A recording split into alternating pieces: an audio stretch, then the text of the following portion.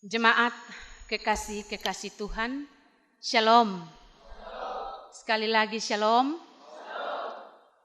Selamat hari Minggu. Sukacita Tuhan menjadi bahagian semua kita yang masih mengingat hari yang Tuhan khususkan untuk kita bersekutu bersama sebagai satu keluarga Allah di rumahnya yang kudus. Kita akan disebut sebagai anak-anak Tuhan jika kita membalas kejahatan dengan kebaikan. Orang buat jahat kepada kita, kita harus balas dengan kebaikan, maka itulah anak-anak Tuhan. Ini bukan tergantung situasi atau kasus tertentu.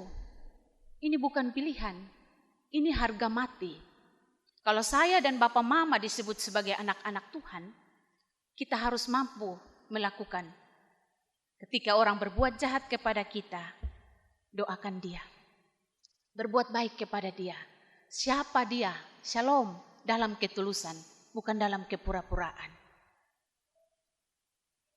Tidak gampang ya Bapak Mama. Tidak segampang yang saya ada omong sekarang. Saya baru saja dikecewakan.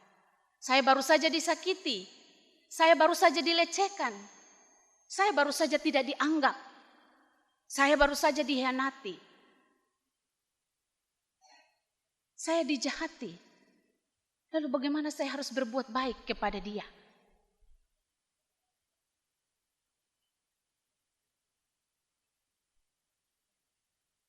Tapi itu keharusan bagi kita yang disebut sebagai anak-anak Tuhan.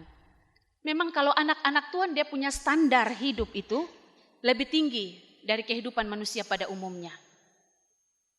Level anak-anak Tuhan itu lebih tinggi. Kalau manusia baik dengan orang yang berbuat baik, yang tidak kenal Tuhan pun bisa melakukan itu. Tapi hanya anak-anak Tuhan yang mampu melakukan kebaikan ketika ia dijahati oleh orang lain. Kita ada dalam perayaan bulan budaya oleh Gemit ditetapkan bulan Mei. Dan kita ada di minggu pertama dengan tema kuasa kebaikan mengatasi kejahatan. Kuasa kebaikan mengatasi kejahatan. Kebaikan sekecil apapun terhadap sebuah kejahatan, dia punya kuasa. Kebaikan yang tulus punya kuasa untuk memulihkan keadaan, mengembalikan damai sejahtera, bahkan menyelesaikan pertikaian. Hari ini kita akan belajar dari kisah Saul dan Daud, sebagaimana yang kita telah baca dan dengarkan bersama. Keinginan Saul begitu kuat. Dia sangat berambisi untuk menangkap dan menghabisi Daud. Kalau kita baca pasal-pasal sebelum bacaan kita hari ini, sebenarnya sudah ada upaya-upaya dari Saul untuk menghabisi Daud.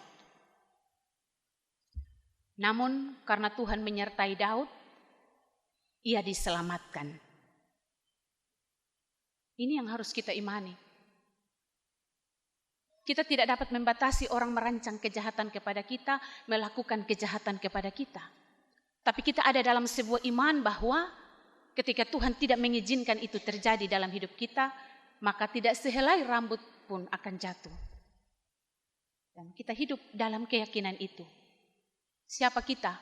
Mampu melindungi diri kita sendiri, keluarga kita. Tapi kita hidup dalam iman dan keyakinan. Tidak ada satu peristiwa yang terjadi dalam hidup ini tanpa izin daripada Tuhan. Kalaupun ada hal-hal yang tidak kita inginkan terjadi, Tuhan izinkan. Lalu kemudian kita harus bertanya apa maksud Tuhan. Mungkin kalau kita tanya juga kita tidak paham. Tapi Tuhan sebenarnya punya maksud. Tuhan mau berbicara dengan kita. lewat peristiwa-peristiwa kehidupan ini. Saul begitu berambisi. Alkitab mencatat dia mengambil 3.000 orang prajurit terpilih. Ini betul-betul dia nekat mau menghabisi Daud. Di pasal 22 dicatat bahwa orang yang bersama-sama dengan Daud itu kira-kira hanya 400. Jadi entah itu satu berbanding berapa. Mungkin dia ada dalam ketakutan tentang kekuatan Daud sehingga 3.000 prajurit terpilih itu. Apa yang sebenarnya latar belakangi keinginan besar daripada Saul untuk menghabisi Daud ini?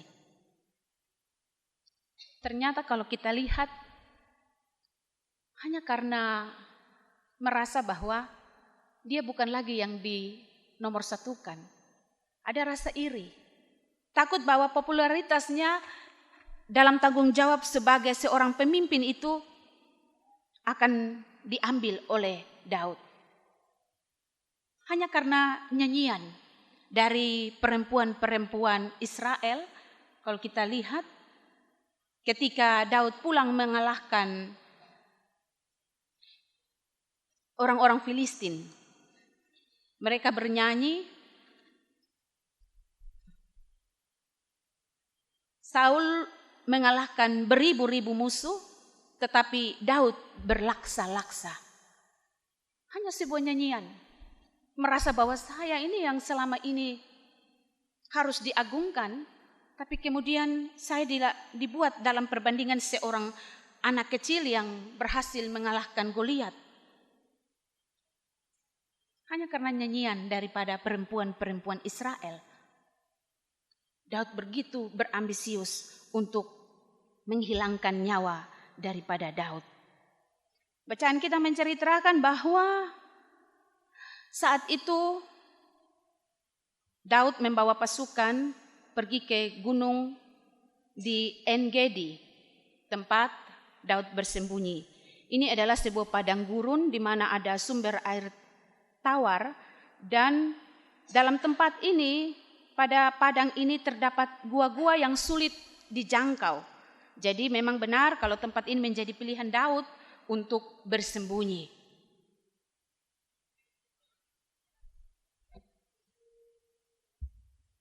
Saya mengambil 2 poin untuk kita renungkan bersama dalam minggu pertama bulan budaya ini. Hal yang pertama, hidup kita harus fokus dengar suara Tuhan. Pilihan yang tepat ketika kita dalam kebebasan untuk memilih pagi ini datang beribadah, dan di dalam ibadah ini kita ada untuk mendengarkan kebenaran firman Tuhan sebagai penuntun kita dalam menjalani hidup ini, untuk membantu kita membedakan, memimpin kita membedakan mana yang baik, mana yang jahat. Kenapa timbul kejahatan iri hati dalam diri Saul? Karena roh Tuhan sudah pergi dari Saul sebagai raja yang diurapi. Kenapa roh Tuhan pergi? Karena dia tidak dengar perintah Tuhan. Tuhan bilang pergi berperang dengan bangsa Amalek. Habisi semua. Itu perintah Tuhan. Apa yang Saul buat? Dia menyelamatkan raja orang Amalek, Agag. Dan dia menyelamatkan lembu-lembu yang baik. Kambing-kambing domba yang baik. Yang tidak baik yang dia bunuh. Jadi memang Tuhan marah. Dan sebagai raja, orang yang diurapi karena tidak dengar perintah Tuhan, roh Tuhan pergi daripadanya. Karena itu poin yang pertama, hiduplah dalam kebenaran firman Tuhan. Kalau kita ada dalam masalah, kita ada dalam satu kondisi hati yang penuh dengan dendam, amarah, sakit hati, jangan cari penyelesaian di media-media sosial. Kadang-kadang kita cari kata-kata di media sosial yang semakin membuat kita terjerumus dalam dosa, dendam, kemarahan, kepahitan. Cari kekuatan, penghiburan, jalan keluar dalam kebenaran firman Tuhan. 1 kali kumaafkan, 2 kali, 3 kali, tidak. Itu lagu bilang begitu. Tapi firman Tuhan bilang, mengampuni 70 kali 7 kali, itu berarti terus menerus. Mengampuni, mengampuni, dan mengampuni. Ya memang tadi saya bilang, tidak gampang. Kadang-kadang kita bilang, saya manusia bukan malaikat, saya bisa sakit hati. Tapi tadi, standar yang Tuhan kasih. Membalas kejahatan dengan kebaikan. Bapak, Mama, saudara-saudari yang dikasihi oleh Tuhan kita Yesus Kristus, hidup dalam kebenaran firman Tuhan memampukan kita untuk mengampuni dan mengasihi.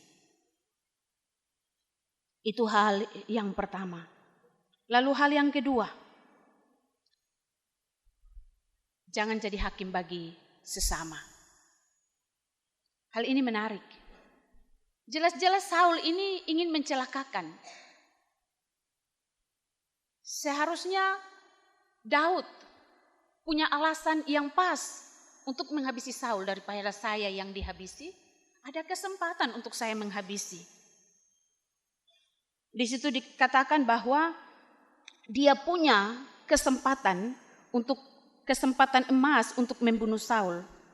Namun kesempatan ini tidak dipakai oleh Daud untuk menghabisi Saul.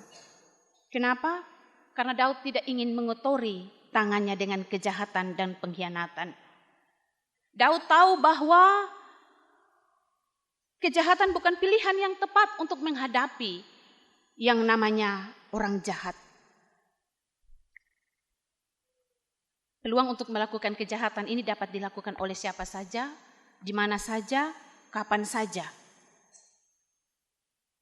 Dan ada banyak motivasi-motivasi yang bisa dipakai orang menjadi alasan kuat untuk melakukan kejahatan. Kemiskinan, ya karena kondisi kita melakukan perampasan harta milik orang lain dan sebagainya. Pengaruh film-film pornografi dan kekerasan-kekerasan kejahatan lainnya. Ada perasaan untuk menguasai orang lain. Ada kesempatan, orang bilang bukan karena niat, atau niat walaupun tidak ada kesempatan. Yang tadi ada luka yang mungkin belum disembuhkan. Ada banyak motivasi yang menjadi alasan untuk kita main hakim. Membenarkan kita seolah-olah membenarkan kita untuk melakukan kejahatan. Karena kita merasa bahwa kita pihak yang dikorbankan. Tapi kita mau belajar daripada seorang Daud. Sedapat-dapatnya, jika hal itu bergantung padamu, hidup dalam perdamaian dengan semua orang. Emosi ini anugerah Tuhan. Semua orang bisa marah. Semua orang bisa kecewa. Semua orang bisa sakit hati. Tapi anak-anak Tuhan tidak dikontrol atau dikendalikan oleh emosi. Tapi dikendalikan, poin pertama tadi, oleh kebenaran firman Tuhan. Kita tidak punya hak untuk membalas kejahatan dengan kejahatan. Pembalasan itu adalah hak Tuhan. Kita tidak berhak untuk menyakiti gambar dan rupa Allah. Tuhan yang akan membuat keadilan bagi dan dalam hidup kita. Itu yang diyakini oleh Daud, sehingga walaupun ada kesempatan, dia tidak mau mengotori dirinya. Bahkan dia mampu mengalahkan kejahatan dengan kejahatan. Menarik di sini, ketika Daud tidak membalas kejahatan dengan kejahatan, dia menyelamatkan jiwanya dari kejahatan terhadap dirinya sendiri. Papa Mama, kalau kita hidup dalam dendam, dalam amarah, saya jamin tidak ada damai sejahtera. Kita lihat mukanya, jantung berdebar, rasa-rasa mau lempar dan sebagainya.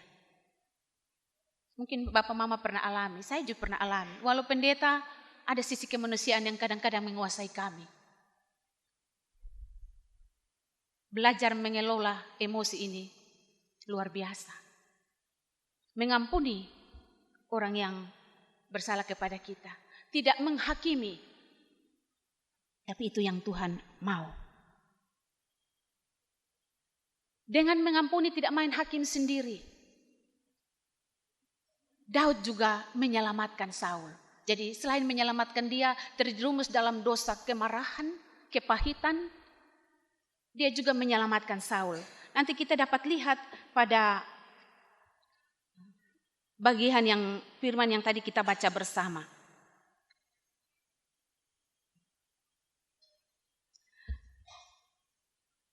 Daud mengakui kesalahannya. Daud mengakui bahwa Tuhan menyertai. Saul mengakui bahwa Tuhan menyertai Daud.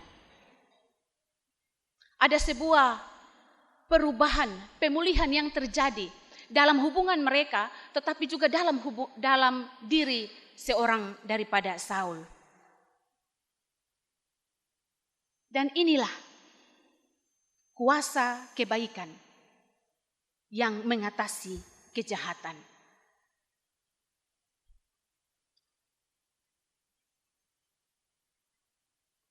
Dalam kaitan dengan budaya,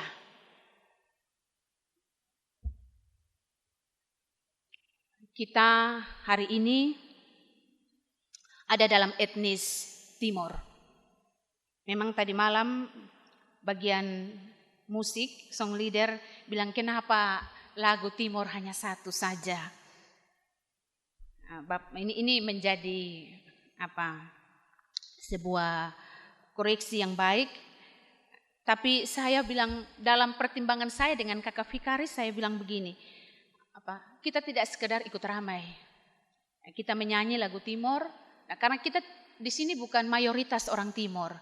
Jadi kita mendukung program sinode bahwa nilai-nilai budaya tidak dapat dipisahkan dalam kehidupan berjemaat. Tetapi semuanya ini adalah sarana untuk kita semakin menghayati keberadaan Tuhan, kasih dan kuasa Tuhan. Karena itu mungkin yang familiar ini lais menekat. Kami pakai satu ayat, lalu kita pakai terjemahan. Supaya ketika kita menyanyi kita juga tahu dia arti apa. Dan dalam budaya Timor saya pikir dalam budaya-budaya Alor, Rote semua ada. Nih. Kita belajar menghargai kebersamaan, persekutuan, kekeluargaan yang Tuhan ciptakan. Karena manusia tidak bisa hidup seorang diri. Kita butuh orang lain untuk saling melengkapi, saling menopang, saling menguatkan, mengalami kasih dan berbagi kasih. Nah, karena itu budaya Timor ketika ada dalam sebuah perselisihan, ada dalam sebuah persoalan, biasanya orang-orang tua adat panggil untuk memberi nasihat kepada kedua pihak yang bertikai. Dan itu membawa kemudian sampai pada pemahaman kita adalah biabenu dan fetomone, yang dimana kita adalah sahabat dan saudara. Kita adalah bagian utuh dari manusia ini. Kita adalah mitra. Kita adalah gambar dan rupa Allah. Ada juga budaya Timor yaitu naketi. Ketika kita ada dalam sebuah kesalahan, kita ada dalam sebuah tindakan yang keliru yang merugikan sesama, maka dilakukan naketi, sebuah refleksi diri. Mohon ampun supaya kita dipulihkan. Dan ini nilai-nilai budaya yang mengajak kita untuk bagaimana hidup dan melakukan kebaikan. Karena kebaikan itu mengatasi kejahatan. Tentu nilai-nilai budaya ini harus selaras dan berangkat daripada nilai-nilai kekristenan. Kasih daripada Yesus itu sendiri. Karena itu selamat merayakan bulan budaya. Tuhan Yesus memberkati kita dan teruslah berbuat baik. Karena dengan berbuat baik kita dapat mengalahkan kejahatan, kita menyelamatkan diri kita, kita menyelamatkan sesama kita, dan hidup kita diberkati oleh Tuhan. Amin.